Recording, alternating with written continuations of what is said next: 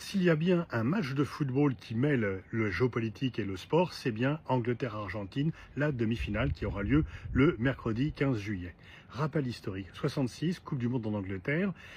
Argentine-Angleterre, le capitaine argentin est expulsé, il n'y a pas de carton à l'époque, ils ne arriveront qu'en 70, il ne comprend pas qu'il est expulsé, il reste 10 minutes sur le terrain, toute la foule le hue, et les sélectionneurs britanniques sera tellement fâché qu'il va dire que les Argentins sont des animaux, donc ils n'ont pas tout à fait apprécié cela, et puis ils pensaient qu'ils ont été volés par l'arbitrage qui était très en faveur de l'Angleterre. 82, guerre des Malouines, la junte argentine veut conquérir ce petit archipel près de ses côtes et loin de l'Angleterre. Thatcher réagit, une guerre, c'est une défaite humiliante pour les Argentins, même s'il leur permet de débarrasser de Videla. Et 86, Coupe du Monde, eh bien Angleterre-Argentine de nouveau, et là c'est Maradona qui rentre en scène, il marque 2 buts, l'un de la main en trichant, tout le monde l'a vu, sauf l'arbitre,